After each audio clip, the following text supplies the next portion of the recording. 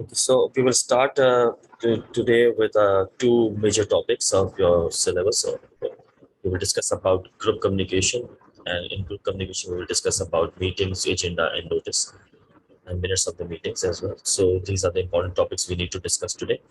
Plus, employment communication. There we will be discussing about the process of employment communication, and obviously some of the documents which are related to it, like CVs or resumes, and the covering letter or the job application letter. We can also discuss about that as well.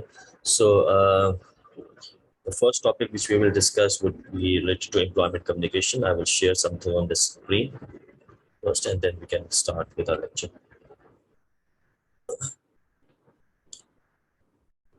So hold on.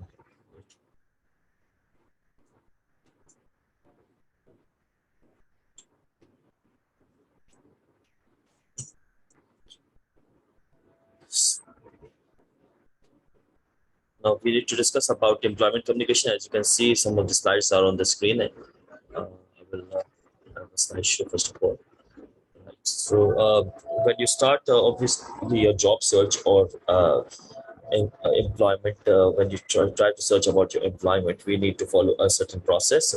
Obviously, when you need to prepare for the employment, and you need to identify your interest first of all. Obviously, if you are already in a particular field like cost and management accountancy, so your interest lies with your uh, the CMA. Then you need to evaluate your qualifications, recognize the changing nature of jobs, learn about careers and choose a path, obviously, and search for a job electronically and also search for a job traditionally. Now we can start with the identify your interest. We will just quickly go through it. Obviously, you know a lot about your interests. So you need to think about these questions when you are thinking about your interests. Do you enjoy working with people, data, or things? Do you need to be your own boss? How important are salary benefits, education, and so forth? So these are some of the questions you ask yourself when you are searching for the job.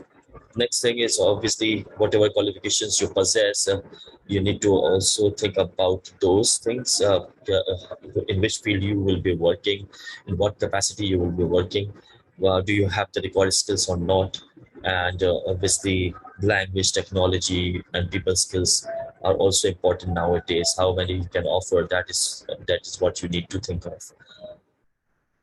Obviously, there are certain things as far as the job nature is concerned nowadays, because of COVID-19 and coronavirus and the other global changes. With the nature of jobs have also changed. For example, a few of the things I've mentioned over here, like fewer people are working in permanent positions. There were obviously when we talk about 30, 40 years ago, people used to uh, were more interested in working in permanent positions. Sometimes it happens that when they joined a particular company, they would have uh, remained in that company throughout their their professional life, and obviously when they used to retire, they may have 30, 40 years experience in a particular company.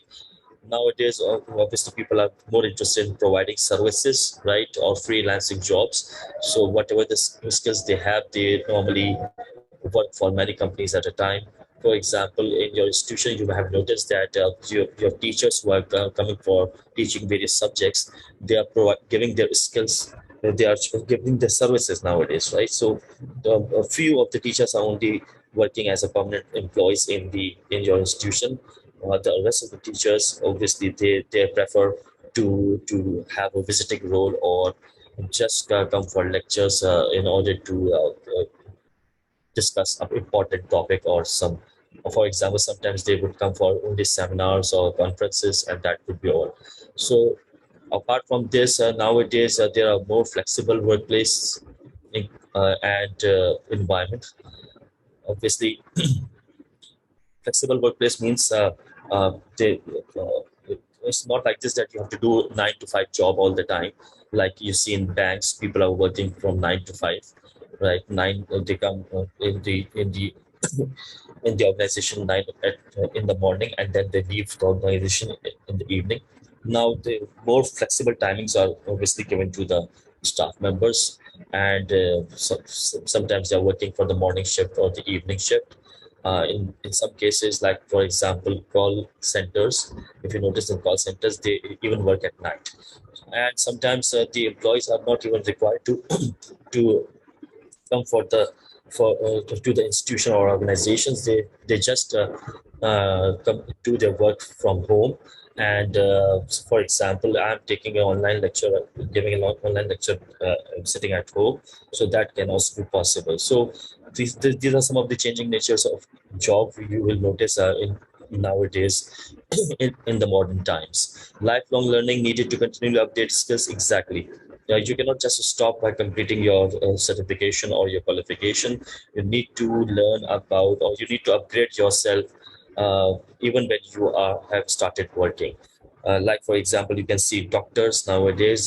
They, after doing MBBS, they go for higher qualifications or upgrade their skills, because they are facing with a lot of changes in the world, and the new diseases are obviously affecting people. So they have to upgrade their knowledge about these new viruses and diseases and so on.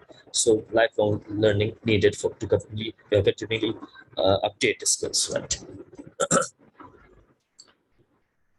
Exactly, you need to learn about careers and choose a path. Obviously, you have already chosen. By the way, you are in a management and accountancy field, and but you can still go for other careers and search look for choose a path there as well. And these are some of the, you can say, techniques that we can be using in order to choose a career and so on. All right. Now obviously it's not like this that you have to always look for the jobs in the newspapers, the print newspapers. You can also search for the job electronically, and you will find various platforms, or you can say online jobs as well. So you can actually search for the job electronically as well. And yes, some of the you can say famous uh, job platforms are monster.com or Yahoo or Jobs and other places, right? Apart from searching for the job electronically, the traditional way is always exist, that is looking for the jobs in the newspapers, or checking for the jobs by contacting alumni or professionals already, whom you know already, uh, creating contacts with them, right? Or you can just go for applying for the job directly to the companies as well. Sometimes they do not announce the job, and you need to check it yourself whether the company has a position or not, right? And obviously there are institutions and universities are also conducting, or you can say arranging for the campus interviews. They ask, uh, for example, recently a job fair was held in ICMAP, and there obviously students participated, and obviously some of the big firms, or you can say some of the local companies also visited and interviewed various students and also offered some of the jobs to them. So this happened in ICMAP recently as well. Uh, Exactly, and the most important way to search for the job traditionally is through your network. Obviously, it's not like this that we are just talking about social network, but the you can say like Facebook and other places. But network here means that anyone who you know is part of your network.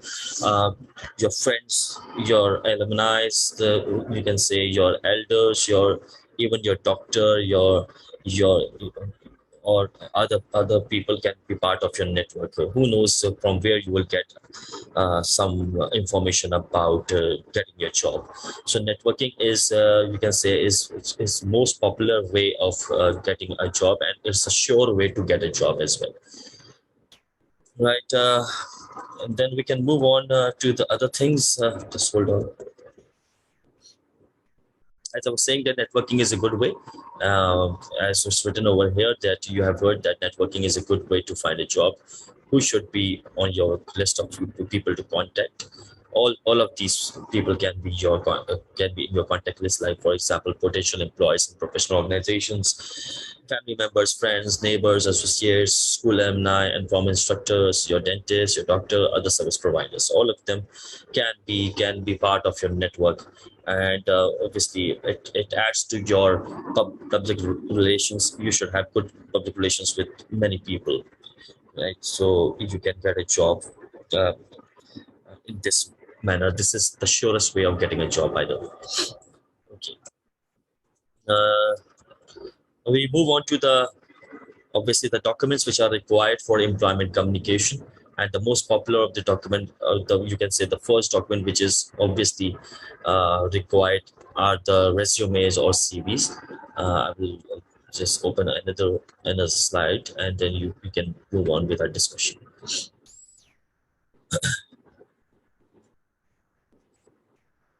Now, what are resumes? Obviously, you may have some fair bit of an idea what are resumes. You can say that 15, 20 years ago, resumes and CVs were regarded as different documents. CV was considered more detailed document. Resumes were normally one page long only, and just of one page. So, but nowadays there is no difference at all. For example, you can just use a resume or CV for the same purposes.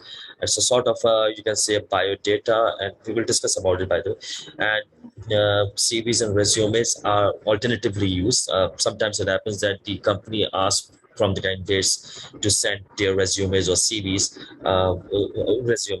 and people send CVs, or we are asked to send a CV, but we will send resume. So it doesn't matter now, because we don't even write the heading of a resume or CV on the top of our, you can say, resumes and CVs. So the heading of this document is normally our name. So it's not making any difference now that whether you send a CV or resume, it will be regarded as the same thing.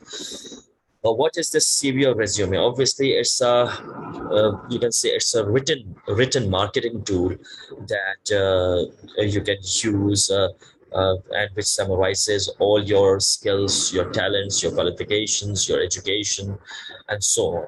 So it can be regarded as a written marketing tool. Why I'm saying it is a marketing tool? Because you will be marketing yourself for a particular position, and it should sell you quickly, by the way, because many people apply for the same position, and obviously in order to be noticed, your CV needs to be well, your CV or your resume should be well prepared, right, and well designed. Normally HR officers or human resource managers, they take only 10 to 15 seconds to assess a candidate's CV or resume, and obviously within those 15 seconds they will decide whether to shortlist you or not, or whether to throw your resume or your CV in the dustbin. So it should always be you need to be very careful with how to prepare your CV. It should be, as I said, it should be well designed, and it should be neat and tidy, because it also shows that you yourself is a professional. Because if your CV has mistakes in it, or your CV is not well designed or well prepared, obviously if you're careless, so there are less chances that you will be shortlisted for your job, right? So and you can also include some of the keywords. If you are applying for the job after the announcement in a advertisement, job advertisement, so you can find some of the keywords used in the advertisements, and you should try to use those keywords at the proper places in your resume or your CV, and that would be noticeable by the human resource managers, right? So this is really important, and it's not like this that only one CV or one resume will fit all the jobs. It depends on the kind of job you're applying for. It depends in which field you are obviously uh, what you want to work, in what position you want to work, and obviously there can be various types of resumes as well. But first of all, we will discuss some of the you can say elements or parts of a resume or CV, the important parts or the elements. We need to discuss about it first. So now some of the other things are written over here, like What is a resume, or I'm saying CV? CV is curriculum vitae. So a personal and professional summary of your background qualifications. It usually includes information about your education, career objectives, work experience, activities, awards or honors, and any other special skills you might have. Yeah, it's just saying it's a passport to securing a great job. Exactly. The essential things required for a resume or a CV. Try limiting resume to one page, because if it's too much detailed, then obviously it will take time for the human resource manager to go through it. Obviously he will not, so it's better to just summarize every important detail in the one page resume or CV. But it's not like this that you have to always create a one page resume. Sometimes if you're a very experienced person, or you have got attended various seminars and conferences, and you have got great credentials, so obviously it's not sometimes it is difficult to just make one page resume or CV, and it can be extended to 2-3 pages as well. But obviously one page is just a standard we are discussing here. Use no less than 10 font letter size. Oh yeah, font size should be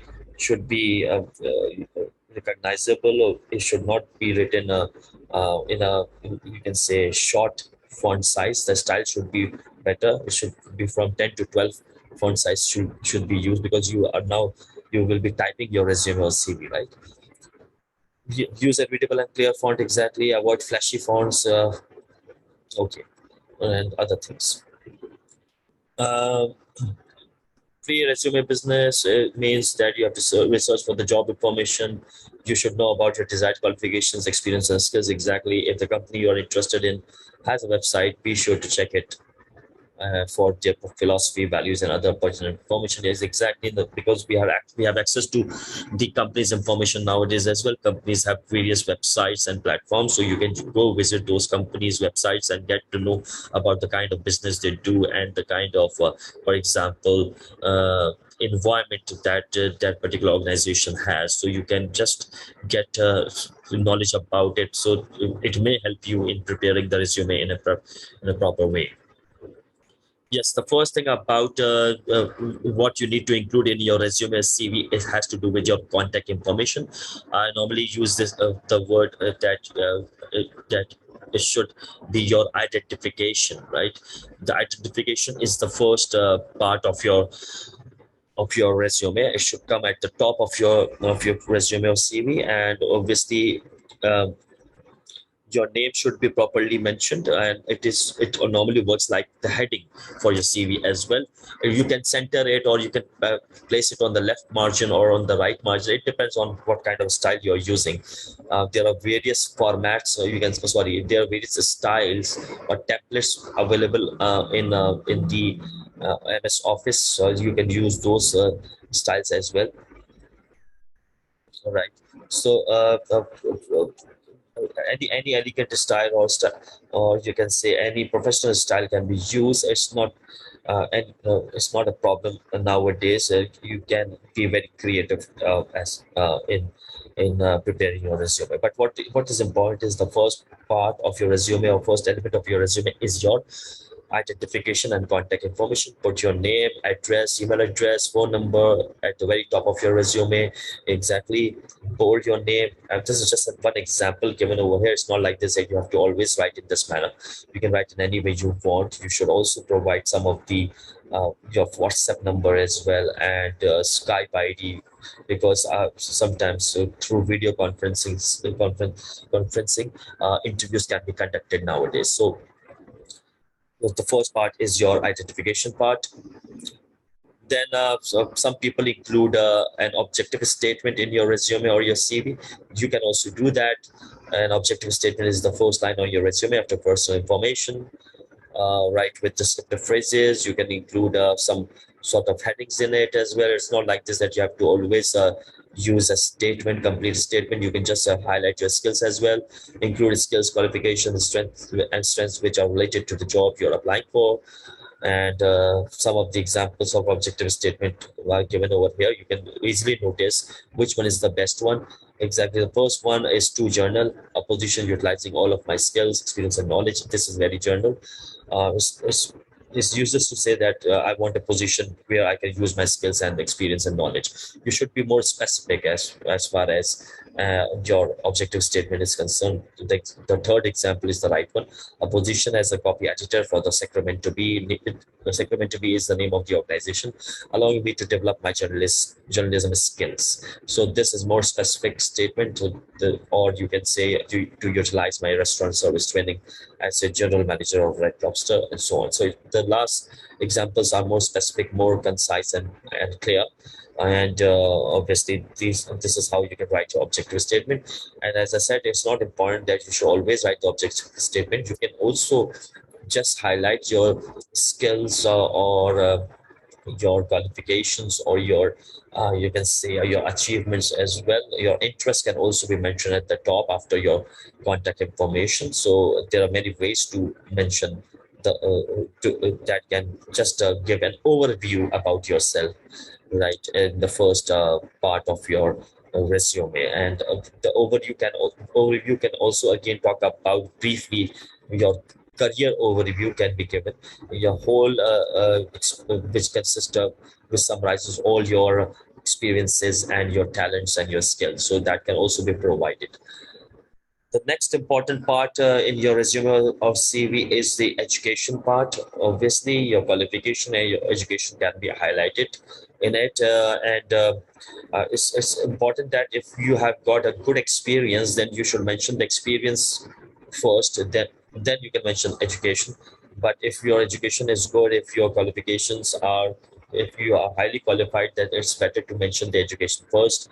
What will you include in the education? Exactly, you will mention the degree or the certification. You should mention the name of the institution from where you got this qualification, and you can also mention the dates as well, how much time you took. For example, it also depends on you what you need to include, because you should not mention those things which can have a negative impact on your education. For example, if you took a lot of time to complete CMA, for example, so it's not necessary to mention how many years you have taken.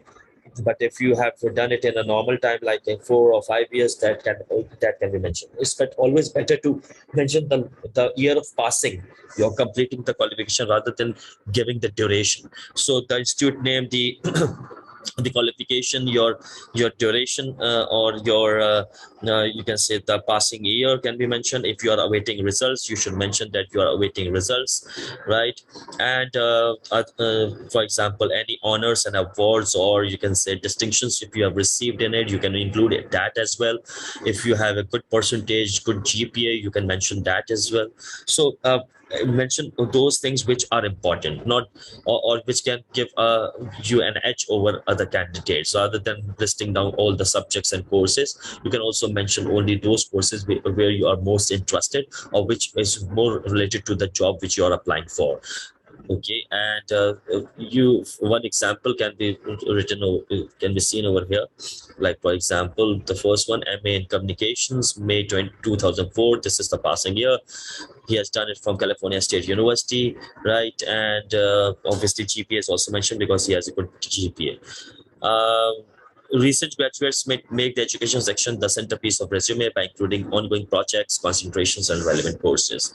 Yeah, and I will tell you how to mention each of the, you can say, education qualification, right, later on, because it depends on the kind of resume format or CV format you are using. So but whatever entry you are including in the education section, and there can be more than one entry, right? It depends on how many different kinds of qualifications you possess. So you need to understand that it should only include your qualification, your date of passing, for example, your institution name, and any honors and awards or achievements you have got. It's totally up to you to include the positives in it, right? After you have mentioned the education, you can mention about your work experience and qualifications. And again, and the work experience qualification, you should each entry should consist of, obviously, the It's mentioned here, this section should either follow education or come before, depending on which section features your strengths more prominently. As I said, we can mention the experience before education as well, if experience is your strong point, whatever the case may be. The goal for this area is to stand out among the other applicants and to persuade the employer that you are the ideal candidate for the job. Exactly. So, if work experience, you will mention, you can look at the example over here. For example, the dates of the total number of, you can say, exact dates are mentioned. For example, how much time you have worked in that capacity.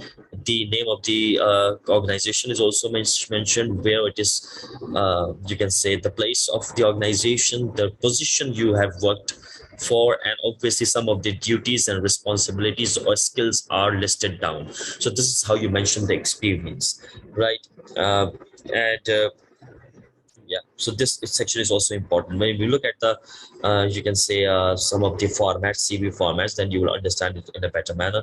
The other things which can be included is obviously include company name and location, job title, dates, and duties performed. Make this section clear, concise, well spaced, organized, and use bullets. Use action phrases to highlight the responsibilities you have performed. Action phrases are those words. Obviously, you start the sentence with a verb, which straight away tell the potential employer that these are some of the skills you possess. Like here it is mentioned, assisted students with the writing assignments, helped to formulate ideas through brainstorming, designed and created PowerPoint presentations, and so on. So education is mentioned. After the education, you can include other specialized skills or interests in your CV. Again, this depends on how much you, how many sections you want to include in it. Specialized skills can be your computer skills, your presentation skills, or you can say any other skills which are required for that particular job can be highlighted. Your language skills can also be included. If you know more than one language, you can just place it in a different section. The kind of traveling you do, that can also be, or the places you have traveled can also be listed down, right, in a separate section. Additional credentials can also be included in it. The kinds of seminars or conferences you have attended. If you have conducted any seminars or conferences, it could can also be highlighted in your resume and CV, right? The workshops you have attended and so on. If you have got any research interest, that can also be included in the resume or CV. So it's not like this that you have to always stick to one page. If it is taking more space, yes, you can use other pages as well. But what needs to be avoided is you should not use a lot of your personal details or personal information. For example, people write father's name. Sometimes they also mention the religion, they mention the nationality, they even provide their ID card and passport number. That is not required unless if the employer has asked you to provide these details. You should not provide these, obviously, right? So they even mention the sect they belong to in a particular religion, which is obviously quite odd. So rather than mentioning and filling up the space in the resume or CV by providing irrelevant or the information which is not required, you should focus on especially mentioning your skills and your achievements, and your important personal information can be included. As I said, that the first part of your resume or CV consists of your identification part, where you put your name or your address, your email address, and your contact details. And you need to mention all those things through which people can contact you easily, rather than mentioning about the other things, your background or your you can say your mentioning about your ancestors and so on. It is always better to be more professional in this sense. And one more thing, even the photograph or the picture is also not important in a resume or CV unless it is required. For example, people just attach the passport size photograph with their resume, right? And they obviously have an opinion that it is really important to include the picture. It's not really important because if you are selected for the interview, people will obviously look at your appearance and face, and they will judge you at the time of interview, not by looking at the picture. Unless you are applying in a particular field where face is more considered more important. For example, if you're applying in a media related job, there obviously if you're applying for a position of anchor or some other media related job where your face is has to be prominent, then you can send your portfolio or pictures or photographs. Otherwise it's not important for the professional jobs, right? So these are some of the parts you can include in your resume or CV. And obviously there's one more important thing you can include, uh, for example, references. Now some of the in the some of the jobs ads, it's mentioned that you have to provide one or two references of the people you know. You should try to provide the references of those people who you know well and who can give a good feedback about you, right? And those people's references should be mentioned, who can obviously who who can give who can write a recommendation letter or a reference letter. If the employer asks you to provide the reference letters or the recommendation letter, you will approach those people, and so their contact details should be provided, who can give a good and positive feedback about you to the employer. For the one thing we is important is, first of all, we try to find a reference of that person who is already working in a company where you are trying to apply. If you know someone in that company where you are applying, it is always better that to give the reference of this person first, and then you can provide the references of your teachers or any other person who can give a good feedback about you. So references section is important, but it's not always it is only included if it is if requested by the employer. That is why if the employer has not requested us to provide any references, we normally what we do is we just write one line that available on request or furnished on request. Otherwise, if the reference has to be included, so then you include this section, and obviously that should be the last section of your resume or CV. After mentioning all the relevant skills, qualification, experiences, and specialized skills, we can mention the references in the last line, the last part of your CV. So these are some of the parts of your resume CV. What is more important is how to format all these. Which format has to be used when you're applying for the job, right? By and sending a resume. So we will look at some of the formats.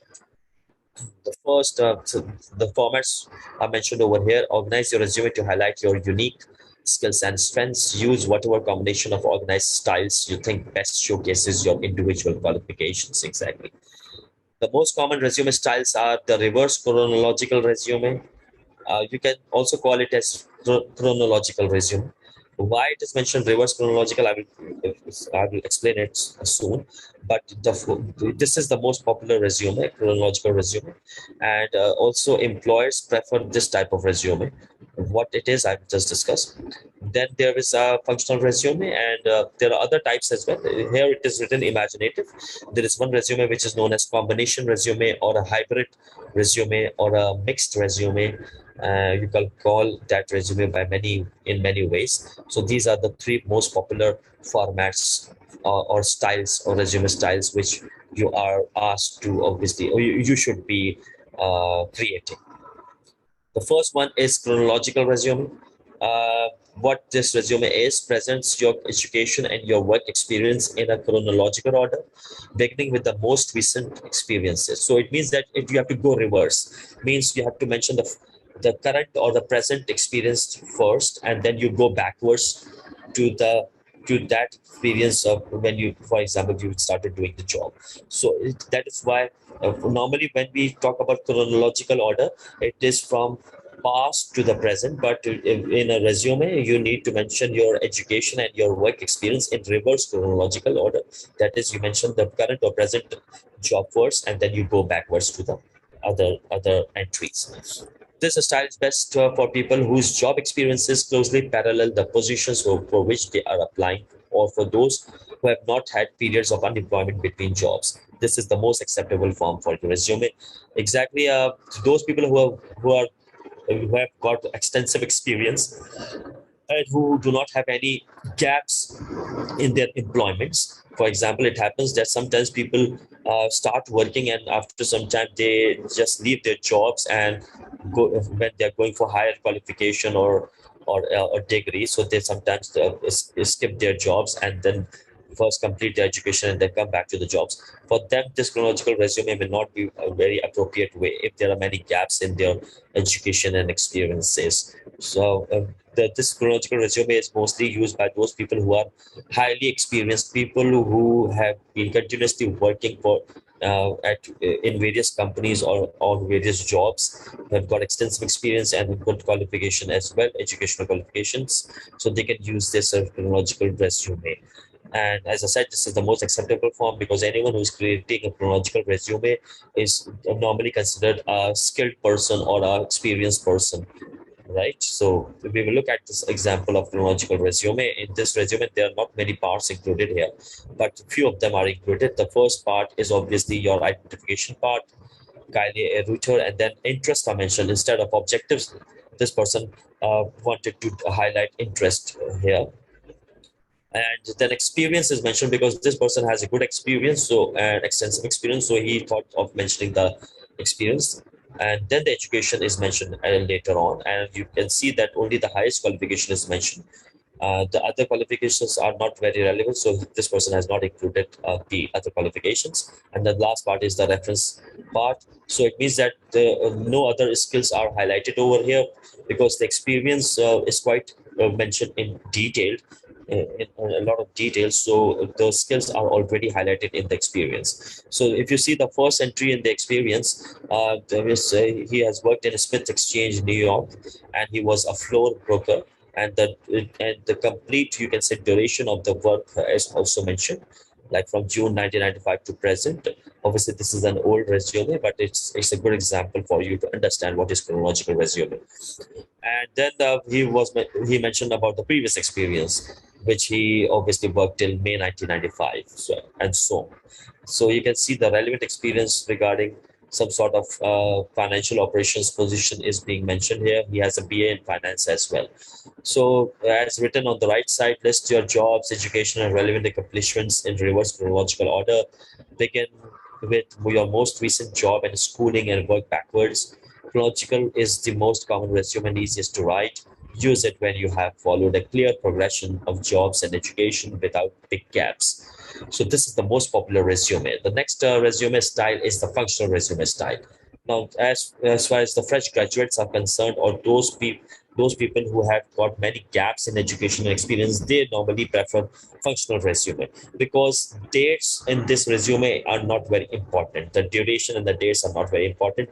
Only the skills and functions are highlighted in functional resume. So you can just go away with your experience duration as well, because if you may have worked at many jobs, but you may not have extensive experience for each job. Even if you have worked for 2 days, you can just mention that you have worked in that capacity. We will look at this resume as well. Organize experience by type of function performed under each function. Give specific examples. Place things in order of importance rather than chronological order. Ignore experiences that do not relate to the job you're applying for. This type of resume is appropriate for people with periods of unemployment between jobs, or especially for fresh graduates. Now, this, if you look at this resume, it looks as if it's more detailed than the previous one, but obviously it's not. It's not like this. It's more detailed. Actually, the format is different, because if you notice in this, for example, if you look at the experience highlights, you will notice that this person has worked as administrative support, but has not mentioned which company or how much time he has worked in that capacity. Has also mentioned the duties and responsibilities, but not specifically mentioned how much work experience this person has for administrative support. He has also worked as a customer service and reception. He has also worked as in the management and supervision capacity as well. So the functions and the skills are highlighted rather than you can say or interests are highlighted rather than the you can say the complete duration of the job in that particular area, or even you can say that Yes, so there is no chance of mentioning any dates in the chronological format.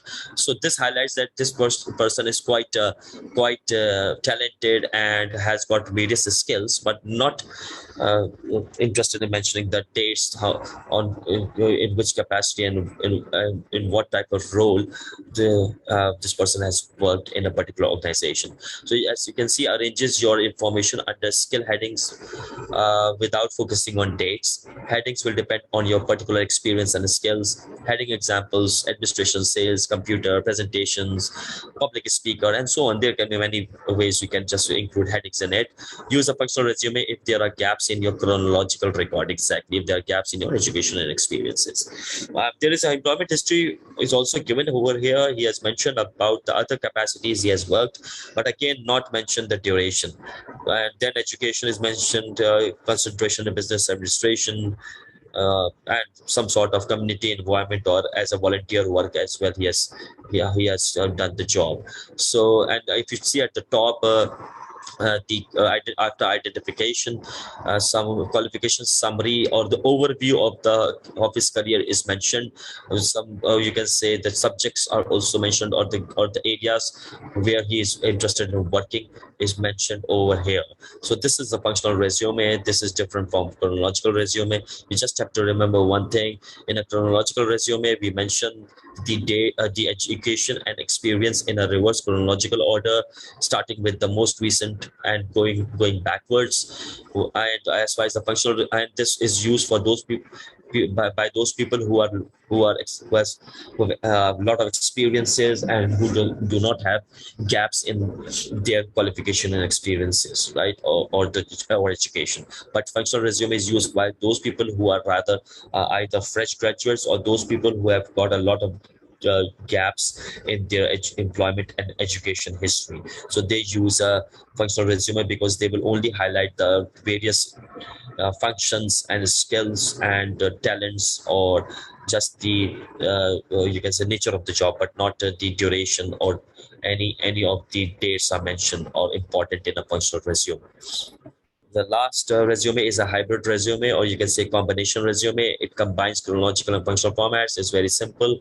When you come to experience and education, you use reverse chronological order, but you can highlight the other business skills as well. So, as in functional list of skills, you can offer an employee, you can highlight the different skills and functions by giving headings to it. And as in chronological list, work experience in reverse order can be mentioned.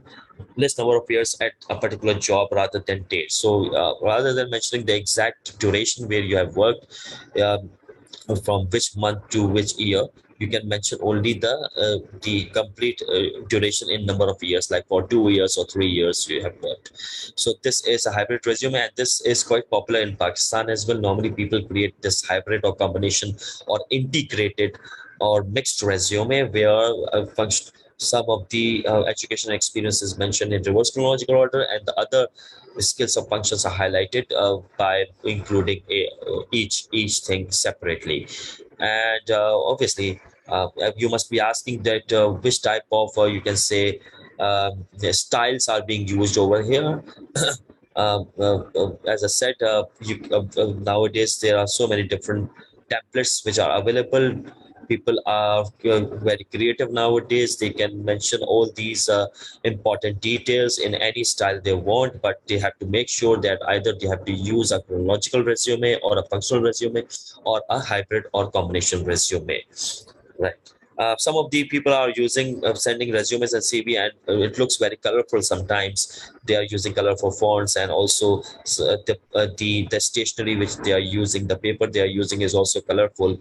I don't think so. It is quite necessary to include a lot of colors in your resume, because unless you're applying again for a job where some creative kind of work is required, where the use of colors and you can say graphics are important, you should not obviously include a lot of colors and graphics in your resume, because you have to act as a professional. So if you are applying in a media field or in an advertising field or some creative job, there you can use some sort of graphics and colors or styles, right?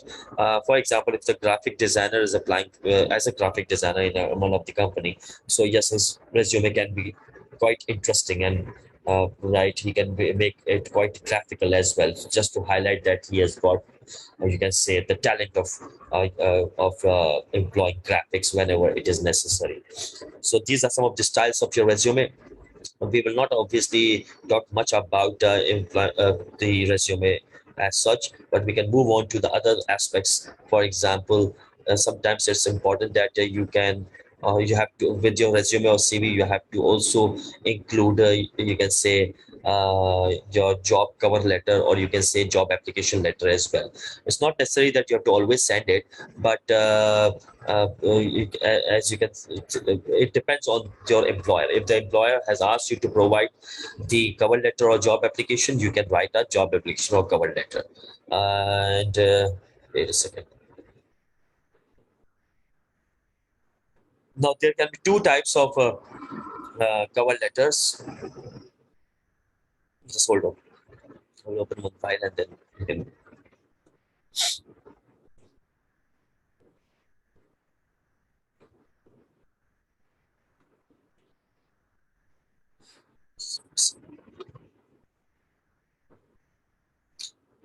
One is known as solicited cover letter, or job application letter, and the other one is unsolicited. The difference between them is, if you are asked to send a cover letter or a job application letter, that would be on the request of someone. If you're sending the cover letter or job application letter, that will be solicited. And if you're sending it on your own, just to explore whether there is any position or in the company or not, just to you can say, find out that if you are interested in working in a particular company and you want to just ask them, do they have any job offer or not, you can send an unsolicited cover letter as well. Whatever the type of cover letter you are sending, it doesn't matter. You can use the same, you can say, writing plan as well. We will just quickly discuss about the writing plan straight away, because this can come in the paper as well.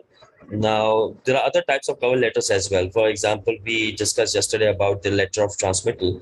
That is a cover letter for your you can say, your report. And if you're writing a routine claim letter, for example, or a complaint letter for the goods which you have received, but if there are any damage in the goods, if you're sending it with the damaged goods, that can also be regarded as a claim, routine claim, or a cover letter as well. So there are types of cover letters. So job application letter is one more type, where you are sending the cover letter with your resume or your CV. And obviously, what kind of writing plan it should consist of, I think so that you should use because this is a persuasive letter, because you are trying to persuade people to for example, give you the job. So if whenever we talk about persuasion, what comes in our mind, either principle or either rule comes in our mind. So you can organize your cover letter, your job application letter, by using the IDA principle, if especially if you're using indirect strategy. And it's better to use indirect strategy, or the IDA principle, rather than be very direct. And yes, what you can do is, in the first opening, you can mention, first of all, from where you got to know about this job. For example, sometimes the job is published in the newspaper, so you can start by saying that with reference to the job ad published in, for example, Dawn newspaper on a particular date, I'm interested in working. I'm interested in applying in your organization on this position, for example, finance manager or someone. So this will gain the attention as far as the IDA principle is concerned. The first few lines can mention from where you got to know about the job, and also in which capacity you are interested in working. So this will give because in IDA principle, A stands for getting attention. So this can catch the reader or gain the attention of the reader. Next thing is obviously to build interest in your resume and cover letter. So for building interest, we use emotional appeal or rational appeal. Here you can do that. Here you can include about you. You can say a summary of your qualification and your specialized skills or education, right? Or your experiences. So this paragraph, the next paragraph can include whatever qualifications and experiences you possess. Then comes the desire part. Obviously, you can, in the desire part, you are trying to reduce objections, you are trying to reduce resistance. So you need to highlight here those skills and talents, or you can say functions or qualifications which you think that the other candidates cannot offer. So this is quite a special paragraph where you can mention about those skills and talents you possess which others may not have. So after obviously mentioning your education and experience in the second paragraph, the third paragraph or the or can may consist of, for example, those skills which others cannot offer. So this can be a special paragraph.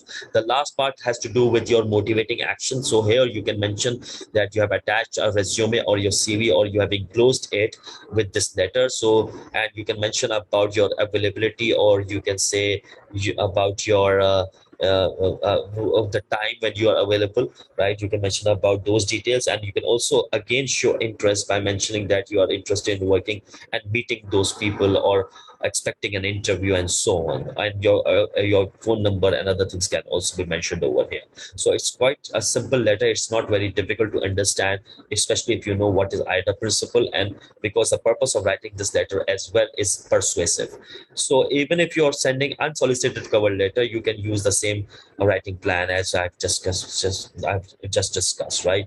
But for example, in the unsolicited cover letter, there is no need to mention about from where you got to know about the job. You can just start by mentioning some of the areas where you are interested in working in this company, or the position you would like to work in this company.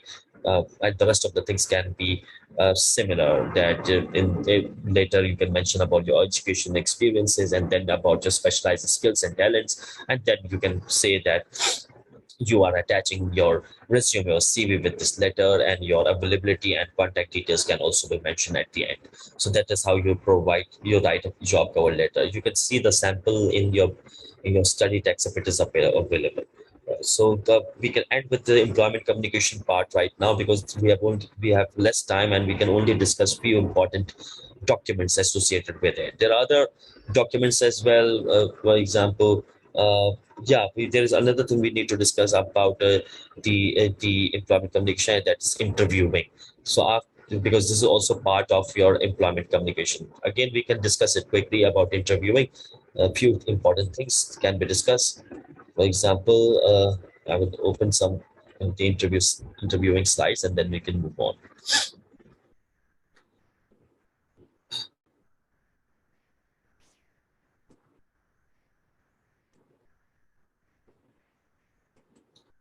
Now, after you have applied for in a particular company, you can expect that some sort of, you may be asked or you may be called for an interview. So first of all, there are different types of interviews which are conducted. It depends on which type of job you are applying for, and also it depends on the employer which type of interview uh, can be obviously conducted. So the interviews can be of two different types, two major. You can say, broadly speaking, of there are two types. Some of the interviews are for screening, and some of the interviews are for hiring and placement. So as far as the screening interviews are concerned, normally it is done on telephone, to just so that you can be informed when your interview is, and obviously to take out the unqualified candidates. Screening interviews can be conducted. There can be some screening test as well, some proficiency test, and different types of, you can say, work related test as well, or intelligence test, or you can say personality assessment test as well, that can be done for screening purposes. That happens before the actual interview, which can be taken later on. But sometimes it have, yeah. Normally screening interviews whenever you have applied in a company, you need to be very careful, because whenever you receive a call from the organization, consider it as an interview call, right? That call as important, rather than rudely replying to their questions. You should consider it as important screening interview, so because they will then decide to ask you to come for the interview. But the main interview which is conducted is known as the hiring interview or placement interview. Here you are personally called upon, or you can you or video conferencing interviews can also be conducted online as well. So these are done to learn whether a candidate is a good fit for the organization, usually conducted in person. Now, as far as the other types of interviews are concerned, the hiring interviews, there can be various ways an interview can be conducted. One type is known as one-on-one. It means that only one person is the interviewer and the other person is the interviewee. Then there is another type which is known as panel interview and group interview. In the panel interview, normally you are interviewed by many people at a time, and all those people can call you in a conference room or in a meeting room. They will be sitting in front of you, right? Those group of people, in that group, the subject specialists or the people who are related to your field or qualifications can also be present. The psychologists may be present, company CEO and the top management guys can also be present over there.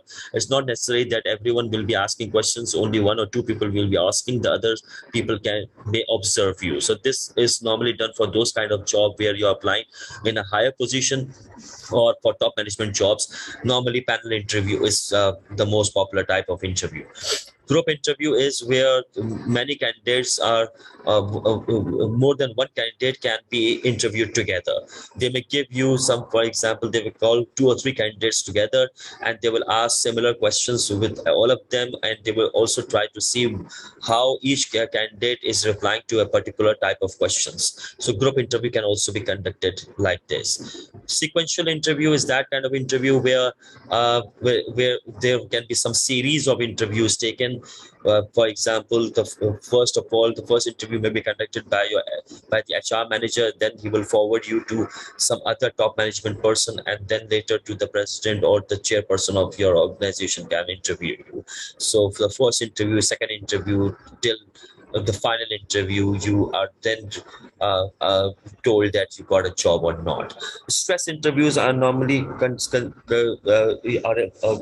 important interviews for particular fields, not for all fields, but those kinds of jobs where a lot of work stress is present. For example, if someone has applied on as a floor manager in a very, you can say, busy factory where you have to, for example, manage a lot of people under you, so some sort of a stress interviews can be conducted. Or for those kinds of job where a lot of where the candidate has to handle a lot of pressure and stress, right? So for those jobs, stress interviews can be conducted.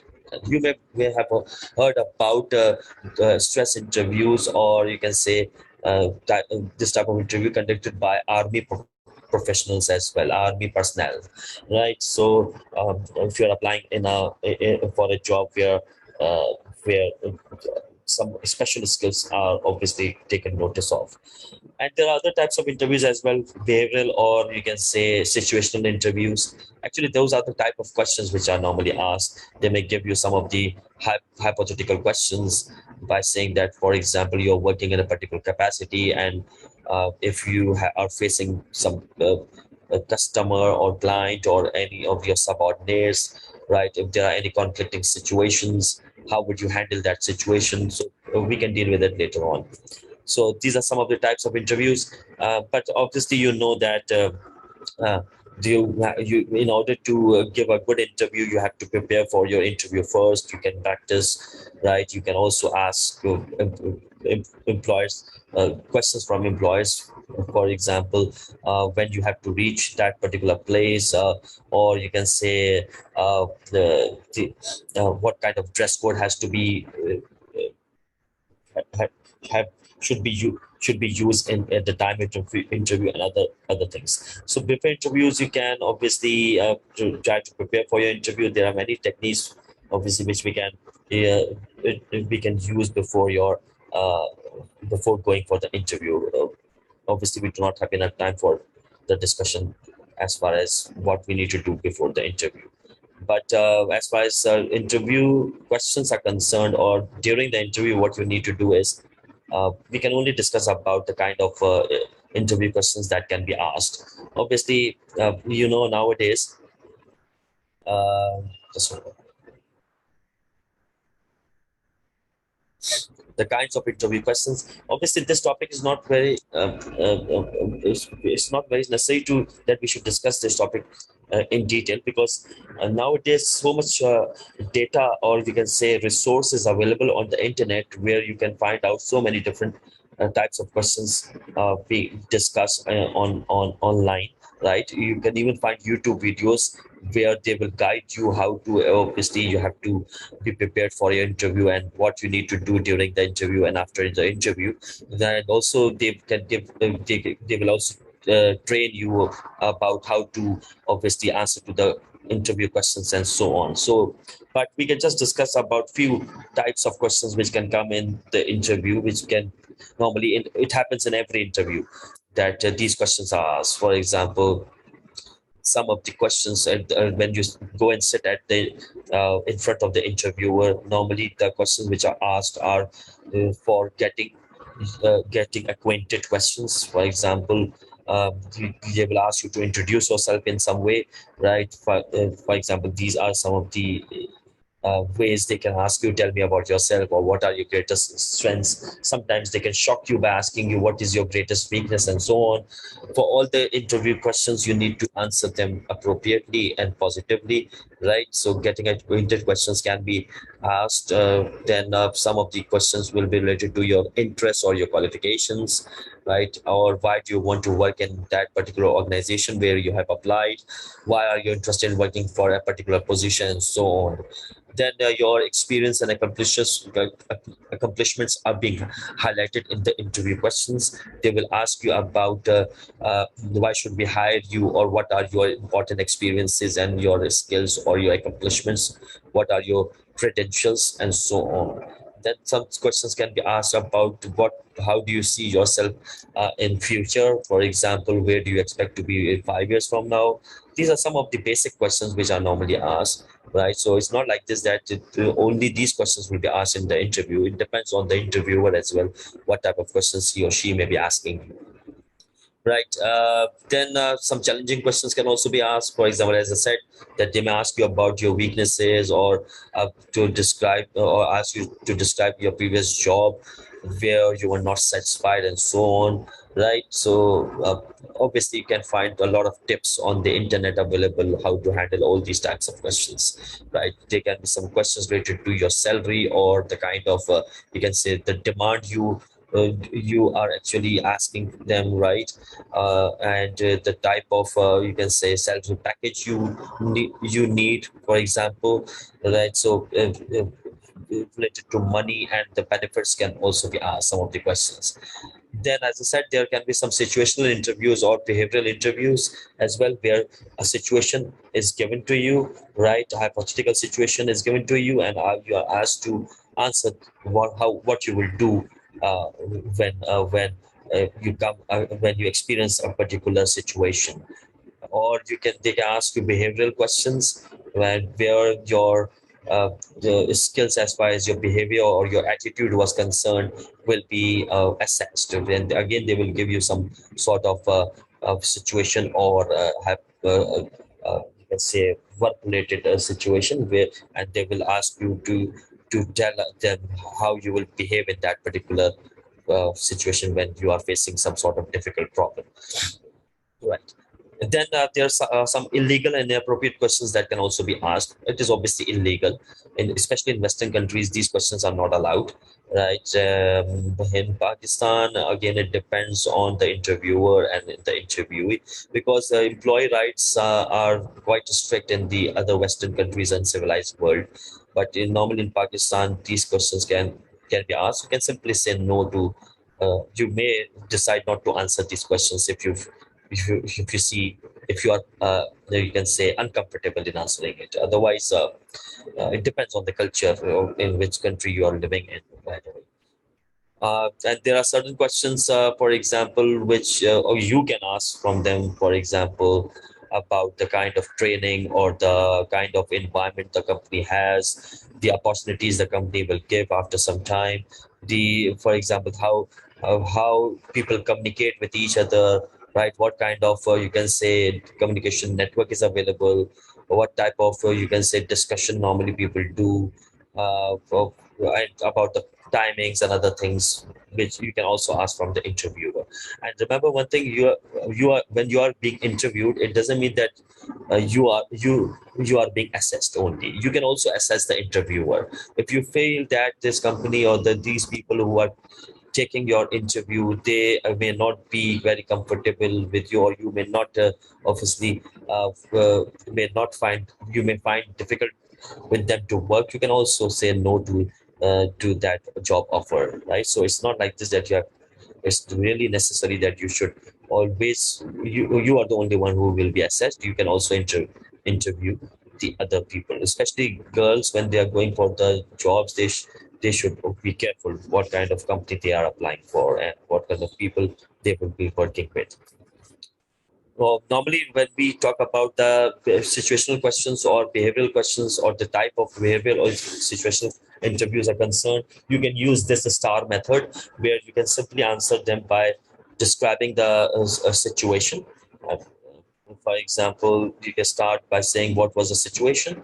Then you can say what type of task you were doing at that time or you will do at that time, and then what action was taken as far as that particular situation was concerned, and what kind of result you received or got. So this is the method which you can use to answer the behavioral or situational questions if asked by the interviewer. Um, yeah, as I said, the interviewee questions can be many. Like, for example, what will be my duties? What training programs does this organization offer, and so on. So these questions can be asked by you, right? And we can end as far as uh, this employment communication section is concerned or topic is concerned. And after the interview, you can also write a thank you letter or a follow-up letter so that it can have a good, it may give a good impression on the interviewers, and they may, sometimes it happens that the interviewers are confused to which candidate to select. And if your letter comes as a thank you letter, you may get an advantage over other candidates. So thank you letter can be written. It's a type of a goodwill message. We discussed about it previously, that how to write a goodwill message or a letter which can obviously give, which can be considered as a positive letter. So and obviously you will use a direct strategy. Right. So we can end our employment communication section now, and we will move on to quickly move on to the group communication straight away because we don't have enough time left, and this is your last class as well. So we need to discuss as much as we can. So I will open another slide about group communication, discussing briefly about each important aspect in it. Wait a second. Okay, first, some basic things about group communication. Yeah, obviously, you know that group communication, you need to just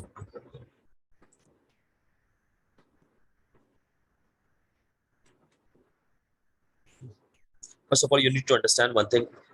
As we have discussed earlier, that about interpersonal communication. Normally, when we are involved in group communication or group discussion, we are doing interpersonal communication in many ways. So that can also be one aspect of group communication. What are groups? Obviously, groups are when two or three. We were talking about organizational groups. We are talking about groups which are created. In organizations, two or three or more employees who interact with each other in such a manner that the behavior and the performance of a member is influenced by the behavior and or performance of the other member. One of the type of group communication can be the meetings which are conducted, business meetings, right? There as well, people are interacting with each other, right? And they may influence them. They can persuade other members. They can, through their behavior, through their words, through their communication, right?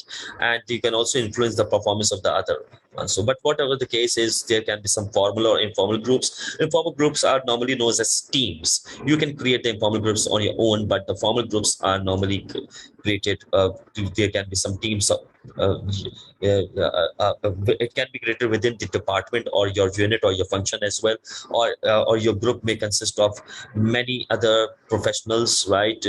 Who with you, because nowadays one of the ways the people are working in organizations are in teams or in groups, and most of the projects or assignments or tasks which are conducted or assigned to the people have to form groups and work together. Collaborative efforts are obviously considered. So group should have, for example, three or more freely interacting individuals. Their norms or their, you can say, purposes or their rules are collective. They have collective goals and common identity in some way. They have some sort of, you can say, they are identified separately, having some sort of similarities, or you can say common elements into all those members.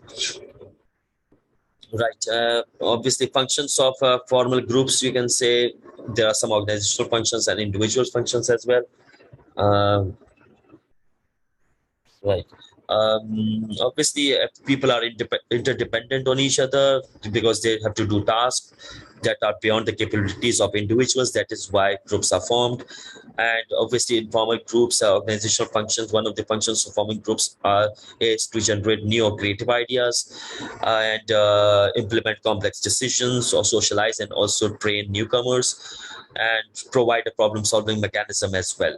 And as far as the people who are involved in the group, their individual purposes or individual functions can be to satisfy the individual's needs for affiliation. Obviously, people like to be associated or affiliated with someone else, right? Develop, enhance, and confirm the individual's self-esteem and sense of identity. Give individuals an opportunity to test and share their perceptions of social reality, and so on. So these are some of the functions which are there. Why do people form groups? Because satisfaction of their needs. They want security, social belongingness, and their self-esteem needs can also be fulfilled. They want to be close as well, and they want to work together in proximity. They may have common goals, and due to some economic reasons as well, they can form groups. Obviously, a group is looked upon if they are having cohesion or cohesiveness as well. And what is cohesiveness? Closeness or commonness of attitude, behavior, and performance, acts as a force to remain a group, allows a sense of belonging, and so on. So the people should be supportive with each other, and just a group can have you can say, uh, outstanding or charismatic leader, and people can decide to give powers to a particular person. They can they can create their own leader as well. It's not necessary that the organization will create a leader for them. So they can appoint a leader themselves as well because they want to work together. And right, so we can move on to the thing that is the purpose of group communication: to share and exchange information and ideas. And as I said, there can be many examples. In the meeting, we do the same thing, that is, we share and exchange information to collect information or feedback on any other project or policy scheme, to arrive at decision on important matters. Actually, in the group communication, the most important topic which we have to discuss is meetings, business meetings, and the documents which are associated with the meeting. So we can quickly move on to that part soon, to discuss the issues related to a particular topic, to elaborate, to solve a problem, and so on. Right. So we can end this slide and move on to the next slide. Now we have to discuss about meetings, by the way. Uh, so now I will open one slide. We will talk about business meetings now.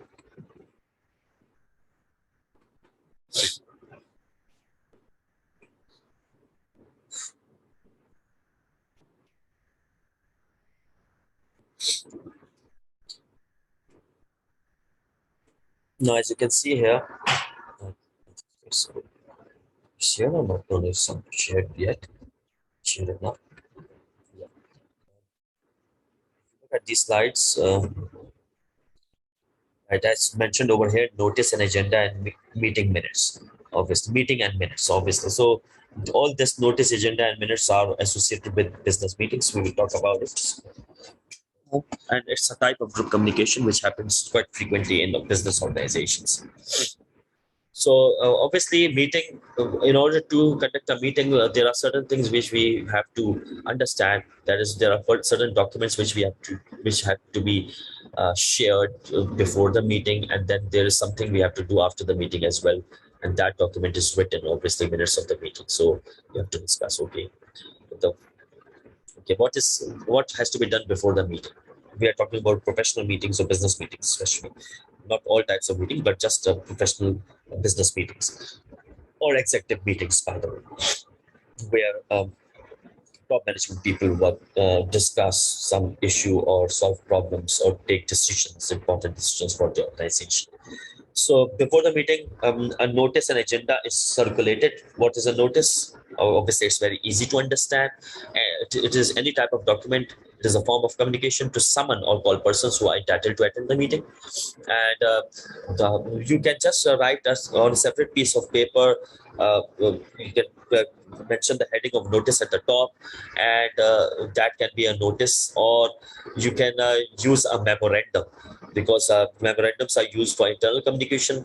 Again, you can use memorandum to notify people about the meeting, obviously. And what information has to be included? There is no set format for a notice, right? You can create the notice in any way you want, but you can use a notice as a document, or you can even or you can use a memorandum to share about the meeting notice, right? As I said, there's no set, you can say, format for it. Like when we are writing letters or reports, we are using particular organizational patterns. What we can discuss is what to be included in the notice. Obviously, the name of the company or the name of the community, committee or group you belong to has to be mentioned. The date and the day of the meeting has to be mentioned. Like location, place, venue, right? And obviously when the meeting will start, when it will end, the purpose of the meeting can also be mentioned in it. And also mention, for example, the people who will be attending. If you have all this information, you can mention in the notice, by the way. And obviously agenda can also be shared through a notice of the meeting. What is an agenda? We will soon discuss about it. Right. Next is yes, must be distributed ideally at least 7 to 21 days before, so members can keep the date and time free and be prepared for the meetings. Only the chairperson is authorized to call for a meeting. So it means the chairperson will be sending the notice to the concerned people who will be participating in the meeting. Must be signed by the secretary, the official person. The secretary can be any person who is appointed by the chairperson. Right, or some sort of company secretary can be the can also anyone who is working in that capacity can be the secretary, right? It should be signed by the official person or by the chairperson. So the chairperson or the chairman is the one who will call for the meeting, and may like to include in the notice the purpose of the meeting and the place, venue, and the timings of the meetings, and the day when the meeting will be conducted, the date and day. And obviously he can also decide to include some of the agenda points, which will be obviously the talking point of the meeting as well. And obviously the ideal position is that it should be circulated about 7 to 21 days before, so that everyone come prepared for the meeting.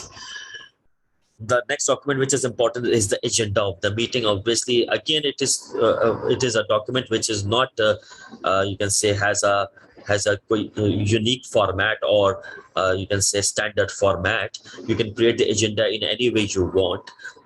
Normally agenda is a list of items to be discussed or dealt at the meeting. It can be arranged in a list form or numbered in the order, obviously, and it ensures all items are dealt with and considered and in proper order. Well, actually, agenda is created in such a manner because everyone has to strictly follow the agenda in the meeting, because we are talking about executives meetings, business meetings, professional types of meetings. So Agenda is a document which consists a list of points that will be discussed in the meeting, or sometimes agenda is prepared in such a manner which acts like a schedule. For example, which point will be discussed first and which will come next and which will be discussed afterwards, and so on. So it can be again prepared in any manner you want, and it serves as a tool for the organization, preparation, time management, and continuity. Exactly helps the chairperson organize meeting in a proper planning, particular order, planning the time required for the meeting, identifying attendees, controlling the total amount of time spent on each topic. So because the chairperson will create the agenda, obviously he can decide to how much time can be given to time can be given to each point during the discussion in the meeting. And as I said, in meeting normally we are involved in interpersonal communication, and you know what is interpersonal communication, right? So because it's face-to-face, oral communication takes place most of the times. Nowadays people are also conducting meetings on Zoom and through some video conferencing app or software, if they are in distant places. So that can also be possible. Helps the attendees to prepare in advance, thus able to contribute more. So it's an important document, important, you can say, to share agenda for the meeting, because so that others can be prepared before coming to the meeting. And as I said, the agenda can also act as a schedule sort of thing as well, right? By mentioning how much time will be given to the each point that will be discussed in the meeting, or it can also give an idea to the members who will participate in the meeting how the meeting will be conducted. For example, it typically consists of chairperson's address, apologies for absences, minutes of the last meeting. So it means step by step it's mentioned. Okay, by the first thing will be at the start of the meeting, chairperson will address people. Then there will be apologies for absence. I will discuss about this apologies for absence when we discuss about minutes of the meeting, because this is the last topic we will discuss. Minutes of the last meeting, I will discuss all these points later on. Matters arising, special business, any other business, and the date and time of the next meeting can also be in the list of the agenda, and people can decide at the end of the meeting when the next meeting will take place and what will the time and date of that meeting be. So agenda can be created in any way you like, right? So just some of the points I mentioned over here in detail. So agenda of the meeting is a roadmap for the meeting. It lets participants know where they are headed so they don't get off track. Obviously, everyone will know that what kind of discussion will happen in the meeting later on. Most importantly, the meeting agenda gives a sense of purpose and direction to the meeting. Exactly. And it also helps the chairperson to organize the meeting in a proper direction and proper manner. Right. Now we quickly move on to the other things regarding when preparing the agenda. It should have a logical sequence. Simple items first should be mentioned. Consensus items first can be mentioned later on. Later arrival scenario departures. Right. This is just an example of an agenda. As you can see, the name of the organization or company is mentioned at the top, and then the notice is mentioned. The next meeting of the finance subcommittee will take place on this date, on this time, in this room, for example, and then agenda is also shared with this notice. So this is an example, and I have already mentioned that it is just one of the example of an agenda or notice. It's not necessary that we have to follow the same trend or same format. It depends on the organization where you're working. So one thing is for sure, that the notice and agenda has to be distributed or has to be shared by the chairperson before the meeting, and it should be before 7 to 21 days before, so that everyone comes prepared. So this is before the meeting. Then obviously meeting will take place, and there can be different types of meetings as well. For example, one meeting type is the briefing, where the primary purpose is to deliver information only. These are known as briefings. So meeting types can be briefing in the form of briefing, where only information is delivered. Investigatory meeting can be conducted, advisory meeting can be conducted. These are some of the types. Consultative meetings can be conducted, and we are more concerned about executive meetings, which are normally conducted in business, right? Where you are actually the purpose of the minutes for its meeting is to make decisions about the future, or make decisions about the kinds of problems you're facing at that time, right? So these are some of the types of meetings. Then what can be the advantages of meeting? Obviously, we can just go through it quickly. Offer opportunity for instantaneous feedback, quick feedback, and intensive flows of verbal and non-verbal communication, rapid exchange of ideas and group synergies. That is, all the energies are combined together of various professionals, which can generate better solutions than individuals working alone or communicating through less intensive channels. So this can be some of the advantages of conducting business meetings. The difficulties sometimes during the meeting, the chairperson may feel a lot of difficulties, or some of the times it happens that the chairperson may be not the chairperson, but the other members may face difficulties. For example, messages crisscross around the meeting room and are highly vulnerable to noise and incorrect decoding. Exactly, whenever we are communicating, there are always a lot of different types of barriers which can be present. Each attendee arrives with his or her own information, preconceived ideas, feelings, and prejudices. Obviously, there are some people who have prejudices or feelings or ideas or perceptions about some other things, and they may not be able to participate quite in a healthy manner during the meeting. Right? Limited attention spans and selective perception of each individual can lead to different interpretations. This happens when people communicate together. Right, discussion and arguments can become highly personalized. Yes, sometimes it happens that if the chairperson is not able to control the meeting or control the people who are in the meeting, some sort of ugly situations can also arise. Right, loss of direction, drifting to unrelated topics become hard, and so on. So these are some of the important difficulties which you can face during the meeting, or disadvantages which you can face. Right, so main features of formal meetings is, exactly, we are talking about formal meetings or business meetings, which are highly professional ones, right? There is always established rules and procedure, and who will decide about the rules and procedures? Obviously the chairperson, who will be the chair of the meeting as well. Written records of previous meetings. Yes, whatever previous meeting, when the previous meeting happened, there is the document which is created, minutes of the meeting, right? So for this meeting, obviously the minutes of the meeting will be prepared afterwards. So written records of previous meetings, usually a specified membership who are invited to participate. So these are some of the features, some of the terminologies associated with formal meetings. Obviously, you know what is an agenda, adjournment, amendment. If you look at the parliament, for example, of a country, for example, our parliament, you will also find that that is also a type of a meeting which is taking place in the parliamentary sessions, and obviously there as well agenda is available, and the speaker of that parliament, obviously assembly, is the chairperson who is in control, total control of conducting that particular meeting, right?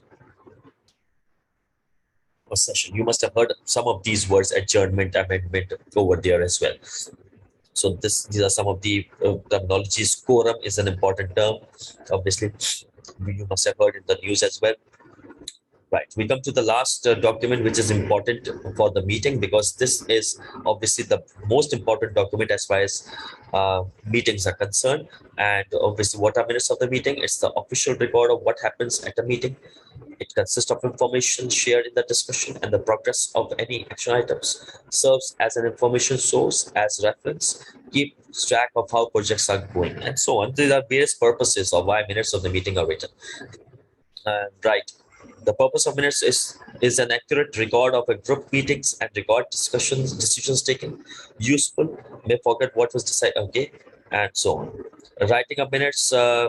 There are some of the important types of minutes where we will talk about it later. But first, I will discuss about what are minutes of the meeting. Obviously, and obviously it is prepared after the meeting.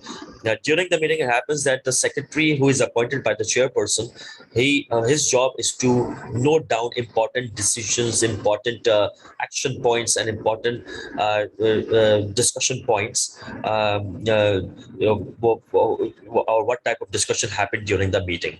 And later on, he can properly create that minutes of the meeting, which provides a formal record, you can say, and it can be read many years from after the meeting as well. So obviously you must be thinking that why don't we record the meeting, a video recording, audio recording? Why we are not just recording it like this? Yeah, that can be done, but the minutes of the meeting importance cannot be ignored. It's always available. Obviously, it's really important for the business meetings, and minutes of the meeting have to be written because written communication has a, you can say. Has more weightage, and it can also work as a legal document later on sometimes if the company is facing any problem, right? So because the top management takes important decisions and the policy changes are being made, so that record can be read in the minutes of the meeting of the previous meeting, obviously, right? So after the meeting, minutes of the meeting are written, and there are various types of minutes of the meeting. For example, there can be narrative minutes, provides the record of the decision making process. There can be verbatim minutes, primarily in court reporting. Every word needs to be recorded. Minutes of conclusion, minutes of resolution. You can read about this types of minutes from the study text. But we move on to the minutes of the meeting, right? What are these? I will show you one more document and then you can understand it soon. So just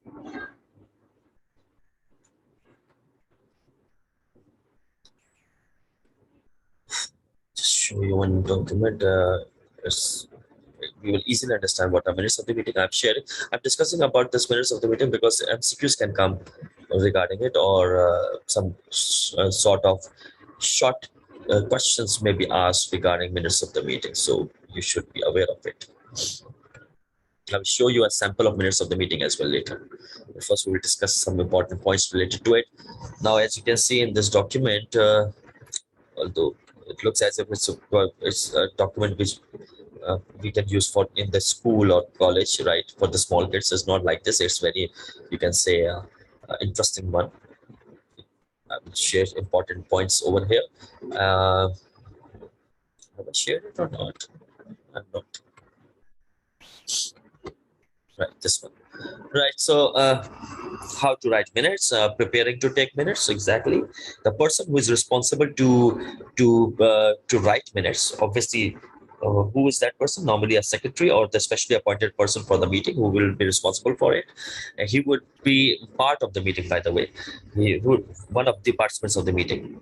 Right. So you can prepare for the minutes of the meeting in many ways. You can prepare several large sheets of paper, right? Write in advance on the sheet any reports or facts which you will be expected to give. If you have any papers, correspondence, arrange them in the order in which they will be required, corresponding to agenda items. The person who is writing the minutes of the meeting, right? During the meeting, you are unsure about what was decided or what to record in the minutes, ask the chairperson there and then to clarify the decision. So it happens that with the minute taker or the person who is writing the minutes of the meeting, sometimes say you can forget something or you are not sure about it, so you can ask the chairperson about it, okay, what actually happened at that time. Okay, after the meeting, minutes should be written up as soon as, I'm sorry, uh, as soon as possible after the meeting when recollections are still fresh in the memory. Unless shorthand is used, it is impossible to write everything down, and therefore memory often helps to add to the notes taken. The secretary often has to take certain action following a meeting, write letters, contact people, make phone calls, organize more meetings or events. It is a chairperson who has to approve the minutes before they are released or circulated. So it means that before circulating the minutes after the meeting, the chairperson will approve it, whether to share it with the people or not, or should this minutes of the meeting be shared in the next meeting, because that is one of the always an agenda point in every agenda. The previous meeting minutes are being shared so that people will just then they can recall what happened in the previous meeting, or uh, sometimes the meetings are in continuity with the previous meeting, so that can also be helpful if minutes of the meeting of the previous meeting are being shared in the meeting, right? So right. So, but what are minutes of the meeting? Okay, there is one more thing which are given over here. For example, the kind of useful phrases you will be using if you are writing minutes. Now we quickly come to the writing minutes part. Minutes are a record of what happened at a meeting, and almost no one enjoys doing them exactly because normally people do not like to record what the other people are discussing about. Obviously, the person who is recording the minutes should be well prepared and obviously should be able to write or note down things quickly. They are written by the secretary or by a specially appointed minute secretary and record decisions and actions taken. Writing minutes is much easier if the meeting is well structured, well chaired, and one at which the members are not allowed to stray from the point being discussed. So exactly, if the chairperson has organized the meeting well, is in proper control, right? If he is able to conduct the meeting in a proper organizational fashion, structured meeting is conducted. So the minute writer, the minute taker, it is helpful for him that he can also write the minutes easily. If the meeting is conducted in a jumbled up manner, haphazard manner, or a random manner, that would not be obviously that would be difficult for the minute writer to note down each and everything, right? So if it is following the meeting basics, for example, every individual who is participant of the meeting is allowed to speak at a proper time. People are not interrupting or interfering in other people's time or occasion when they're speaking, right? So that will help the minute writer to note each and every point which is important, right? The meeting should not be conducted like a fish market where people are just obviously fighting and speaking without even realizing that other people have a right to speak as well. The minutes should make complete sense when being read many years after the meeting took place. Yes, it's important that minutes of the meeting should be written. Uh, uh, you can say properly so that it can make sense to the people who will come afterwards, who will obviously uh, are interested in knowing about what happened in the past, what kind of changes in policy and procedures, or you can say decisions were taken at that time. So it should be should make complete sense. It should give a clear picture of when and where it took place, who was present, their status at the meeting, the range of the discussion, and the decisions taken. The style of the minutes should be consistent and should satisfy the requirements of the group or community or organization. It also depends on the organization what type of style you are using to write the minutes. Each organization has its own view of how detailed or how brief their minutes should be exactly, and the one type of minutes is known as the verbatim minutes. And what is a verbatim minute? A verbatim minute records every word that is said.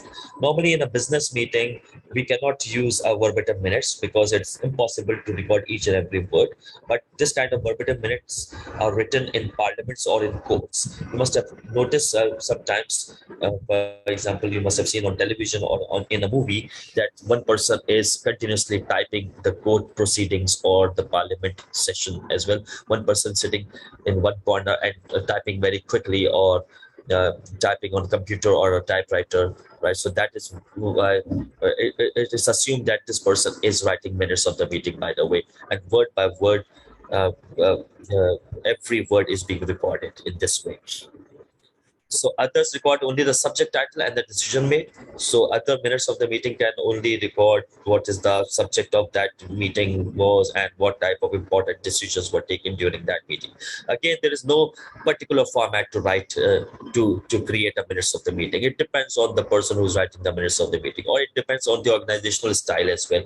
What type of how the minutes should be written. Again, as like letters or reports, or you can say memorandums, they are following particular formats. Minutes of the meeting or the agenda or the notice, they do these documents do not follow any of the standard formats. So people are free to create these minutes or agenda or notices in any way they want. And again, what is important is that what type of information has to be included in these documents. That is what we need to understand. Format can be any.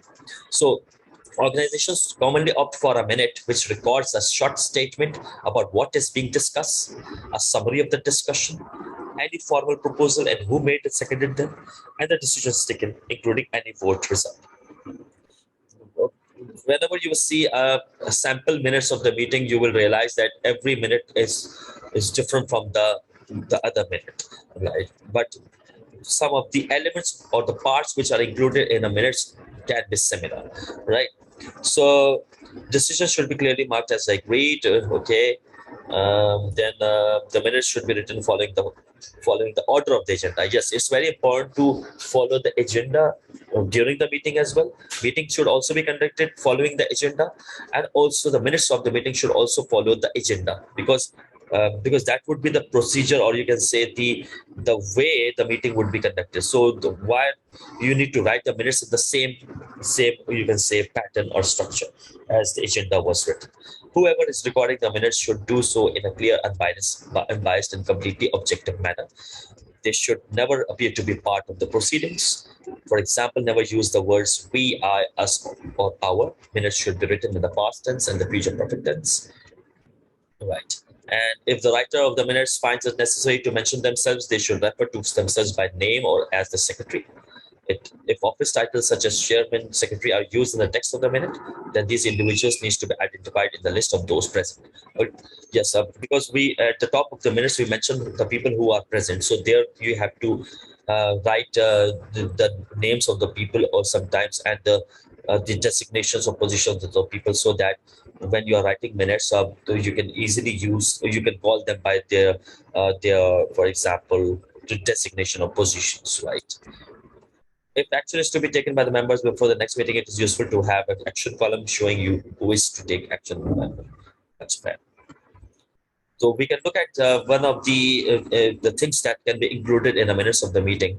The minutes should include name of the organization and committee title exactly at the top. Again, as I said, there is no particular format, but we can only talk about the points which can be included in the minutes. The date, including the year, should be mentioned. The place where the meeting took place should be mentioned in the minutes of the meeting. I will show you the sample, you will understand.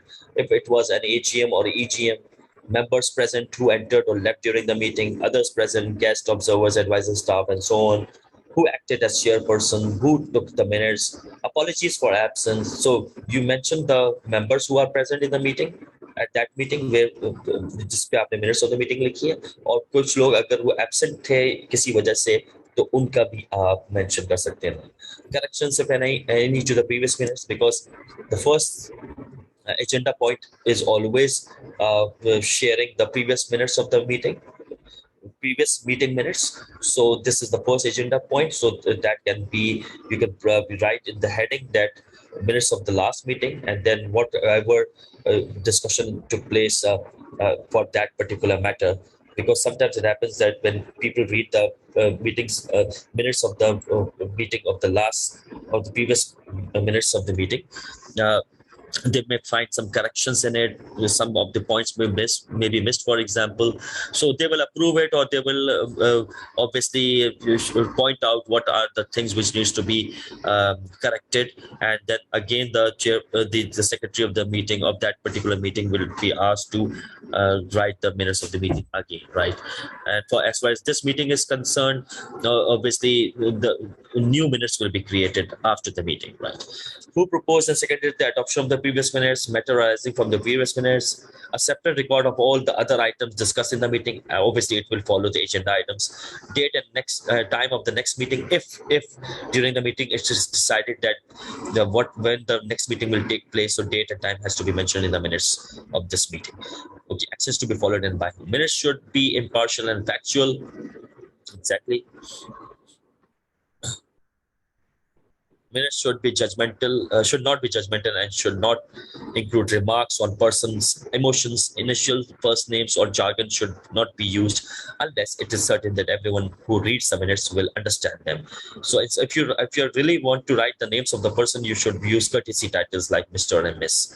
The chairperson of a particular meeting has the final say on what is recorded in the minutes. Yeah, sometimes it happens that people discuss about so many different topics and points, but the chairperson may ask the secretary to not to include those some of those points which may not be very important, or which is not necessary to be mentioned. The chairperson has the last say of as far as the minutes are concerned. I will show you one or two samples of minutes so that you can understand what the minutes of the meeting and that would be the last thing we will discuss today. For example, if I show you this attachment, I'll show you this one. Uh,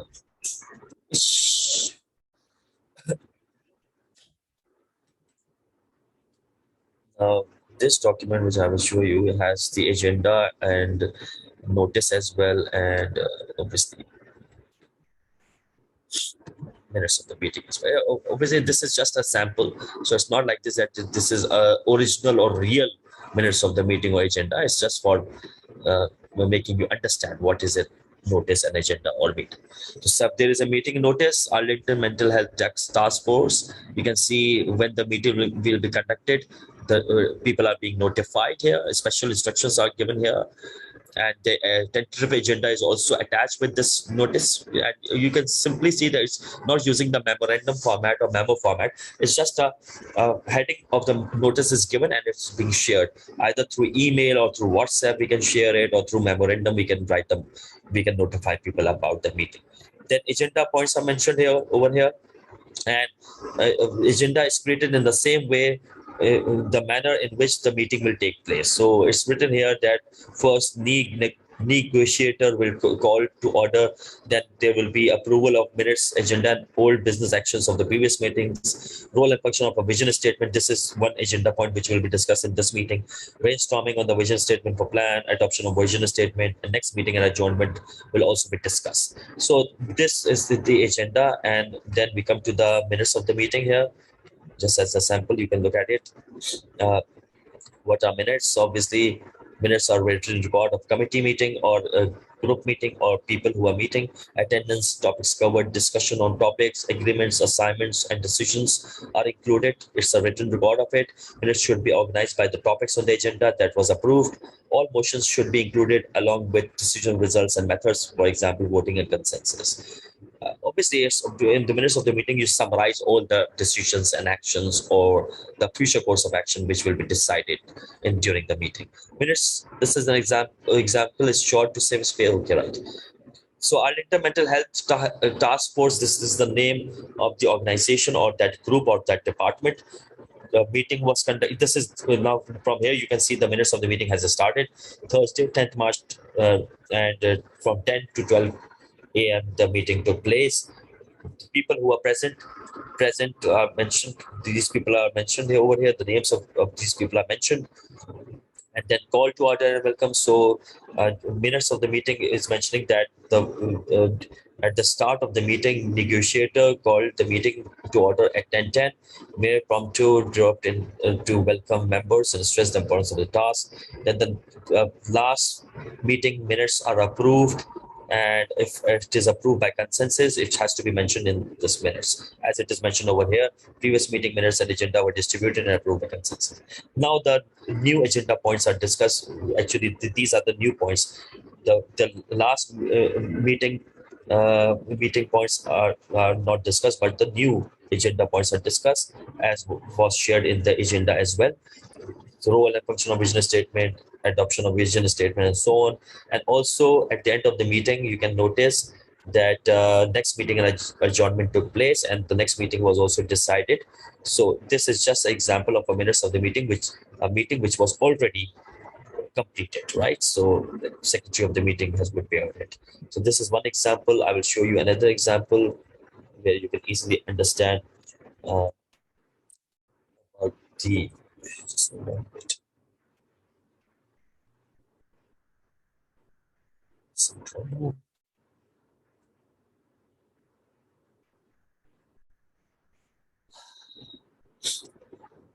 Just wait a second. One more example.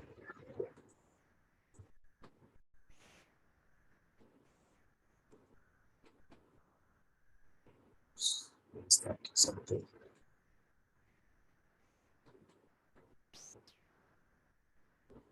Show me this one.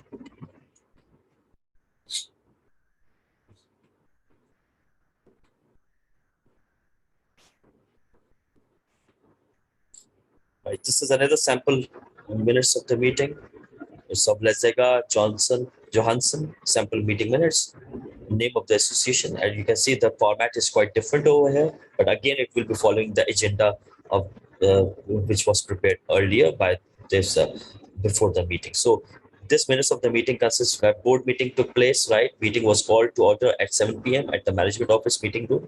Quorum was established, means the minimum requirement for the attendees were the minimum people required for to conduct the meeting was established. So that is what the quorum is. Attendees present, these are the people who were present at that time.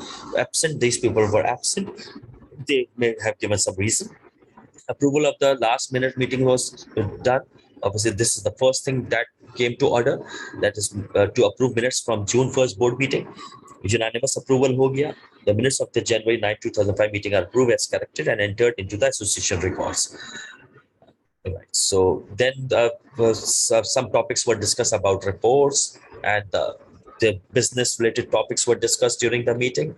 You can see it, and some subheadings are also given in the minutes. So because it depends on the minute writer how he has mentioned all the decisions and action points and motion which was obviously at that time. And if something was approved in consensus, it is also highlighted over here. You can see, and then the meeting adjourned or actually was completed at 8:30 p.m. So this is a sample minutes of the meeting. You can see it's quite different from the previous one. So as I said, that these are some of the documents which are important as far as your meetings are concerned. Actually, this is most important point as far as group communication topic was concerned. Meeting agenda, notice, and minutes of the meeting. The questions can be asked related to these to business meetings, right? So I hope that you have understood the two topics which we discussed today, right? And the few topics are still left, but obviously as a intelligent candidate who will appear in the examination, you will obviously cover those topics. For example, some of the types of case studies needs to be discussed. Some sort of reading strategies needs was also important. It can be an important topic which you can obviously read from the recommended reading books, right? So these are circulars. You can also prepare about circulars as well. But almost I covered about 98% of the course in these 6 classes. So thank you very much. Obviously, end the session now.